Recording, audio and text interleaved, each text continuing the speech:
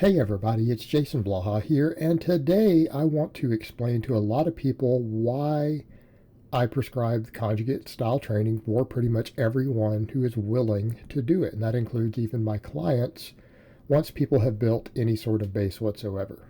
And a lot of people say, "Well, I don't get it. What if I have different goals besides powerlifting or something else?" And it's like, the funny thing is that half the people who are powerlifters who look at conjugate who won't run it don't feel that it's specific enough for powerlifting. So when you look at something like it in that context, keep that in mind. A lot of powerlifters look at conjugate and go, this can't possibly work for powerlifting. It's just all this general strength training and it's not specific enough.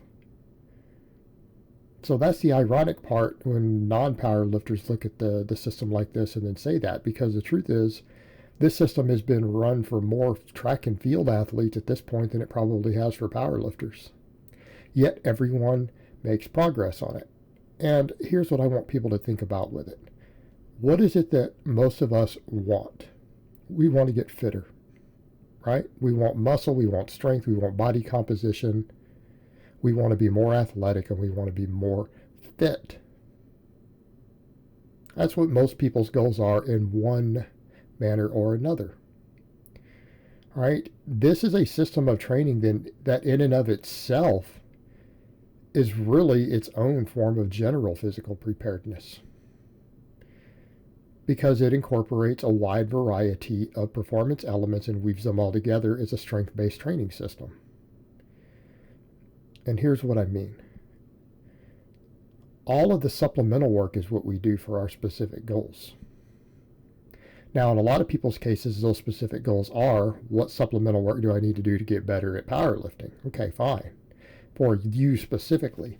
But for everyone else, the supplemental work can be determined by whatever their other goals are. For example, what if your goal is to be really aesthetic and lean and all that stuff? You're telling me that the conjugate system can't build your base for that? Well, what makes guys aesthetic? I don't know, delts and getting lean.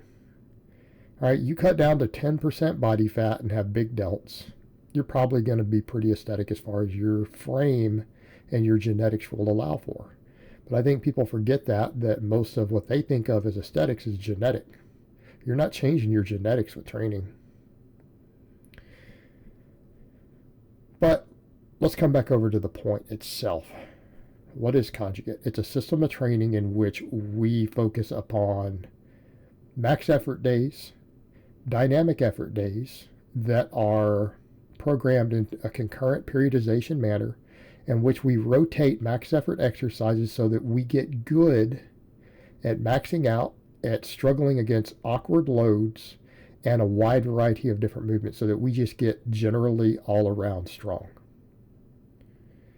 Then combined with large amounts of hypertrophy work to put muscle on wherever we happen to need it that might be missed by the other training. All right, so it's a system of training that maximizes hypertrophy, maximum strength, and explosive strength. Doesn't that sound really a lot like what most people do is just a functional fitness when they go to the gym? They hire trainers to get them functional. Really what that is. So what do we mean? What do we mean by rotating different max effort lifts? You're usually doing 1 rep maxes on 2 1 rep max lifts every week, some sort of press, okay? Some sort of press. And then alternating usually some sort of squat with some sort of deadlift every other week. You're only doing 2 maxes a week. And a 1 rep max lift is safe to do. Right? There's 60-year-old grandmothers who run this system just fine. 1 rep max lifts aren't dangerous unless you're using bad form and ego lifting, and you're ramping up slowly, right? When you're hitting a 1 rep max, you ramp up to a max, and when it gets to a max, you stop adding weight. That's it, you're done. But if you're getting good at maxing on a wide variety of lifts, aren't you going to be functionally strong? Because you change exercises every week. Which is why a lot of people say it won't work for powerlifting. They're like, oh, it's not specific enough. You just get good at pushing pulling and squatting heavy weights through a wide variety of different strength curves, because you just use whatever you have available, right? You use what equipment you have available to come up with the different lifts, and you can do it at a commercial gym. A lot of different presses you can do, a lot of different squats you can do. You just vary the height of your box squats every single week if you wanted. Then what do we do? Dynamic effort work, which trains you to be explosive on squatting, pulling, and pressing, usually box squats, and it actually gets you in shape. Speed work done correctly has a conditioning component. It has an enormous hypertrophy component. You can get pretty jacked just off the speed work. You get jacked just off the speed work.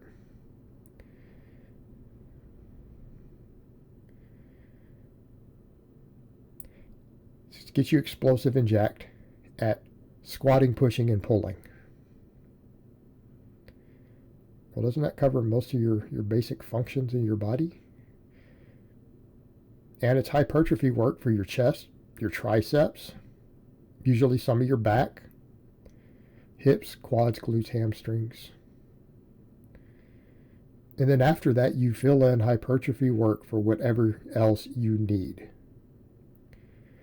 Now, if you think about that for a moment as general fitness, that could be programmed towards your personal goals. In other words, you could be testing your maxes on different lifts that focus upon the muscles or movement patterns you need the most for your sport, your goals, hell, even your aesthetics.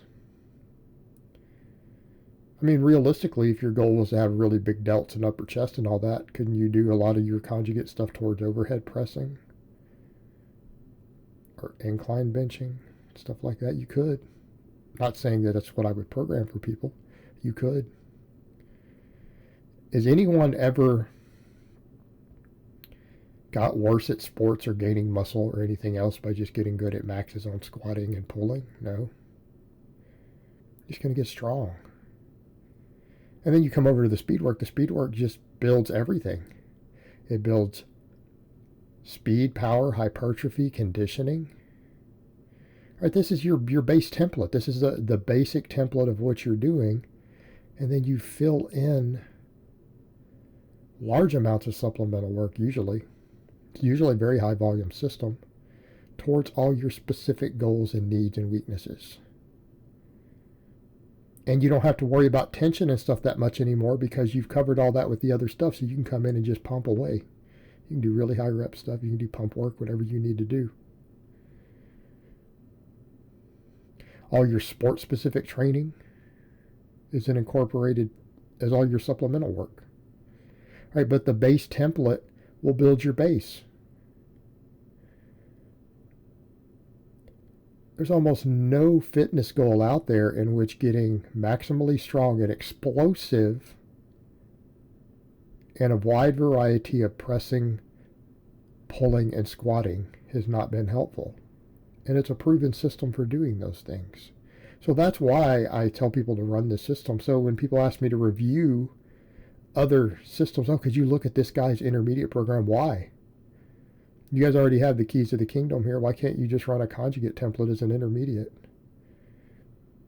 And then tune it to your needs? Because I can tell you right now, an intermediate program that's cookie cutter, an intermediate program that's cookie cutter is automatically trash by default. If it's cookie cutter and it's not for a novice lifter, there's my review. It's trash. Because the only thing that's going to work is going to be the base template. Everything else is going to be specific to your needs.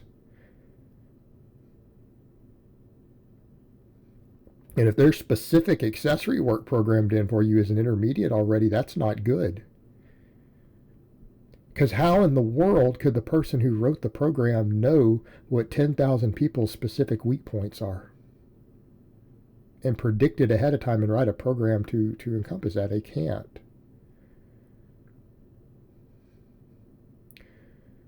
Well, the whole conjugate system already tells you to train your weak points. There you go. It's written into it. Find your weak points and train them. That's part of the program. That's part of the system. And it covers all the base work that you need. And that base work will technically work for everyone from novices all the way to elite lifters. because it's based on what your current strength levels are. All your speed work is percentage based off of what your current maxes are.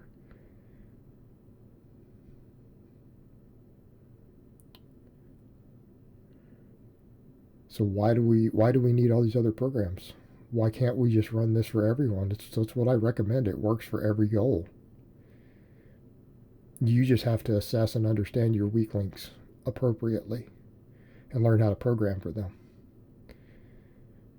All right, guys, well, that's really all I have to say on that today. I hope it's been informative, and I will talk to you guys next time.